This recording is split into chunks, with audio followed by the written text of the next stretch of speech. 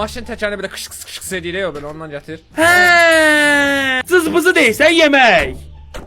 A bu şişifə nə danışır? Nə cız var burada? Hər oğlan eynidir. Sus! A nasıl? İkimiz də birdən. Bakı şəhərin gəl. Gecə Ləzzət eləyir. Necə ləzzət edir. Nə vardı lan? Başa başa çoxdur. Düş mina düş partlayacaq mina düş qal. Zarafat eləm Abi. partlayacaq.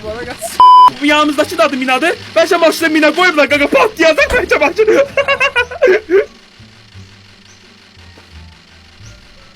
Sən hara getdin? Ay mina o getməlidir. Ay mina zarafatdan sonra o getməlidir. Boydu Sən hara da. getsən? Boydu. Uşaqlar, Bir dəqiqə. Aşağıdaşın. Ya mina gözlə mina gözlə Kənan sən danış qardaşım. Uşaqlar. Asaçsın! Mina danış. Uşaqlar. Mina danış Kənan danış.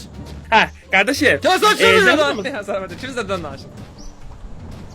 Bu şişifə Minaya bax, niyə minaya bax. buradadır? Maşın arxaya gedir. Əlini qoyub belə qalır arxada. Amina bir şey elə də maşın gedir. Sənə bir şey deyək. Sənə bir daha sual verirəm gözlə. O nədir ki? O nədir ki? Qız verəndə utanır, oğlan alanda sevinir. Zehiz. Sən ağır da ya. Zehiz. Cehiz verəndə qız niyə utansın qaqa? Nə bilim utanır da ki mən niyə kimi Qaqa qız verəndə utanır, oğlan deyil. Söylüyorum sen koy cevap vereyim. Zehiz neye göre dedim? Çünkü 2000 manat. Bak, zehiz değil, bırak, zehiz Sus değil, ben evet. vereyim kana. Ha, ha, Zehiz kardeşim, alanda hadi. adeten 2000 manat. Cehiz deyil qaqa, cehiz deyil. Nedir Mina sen bilirsen ha?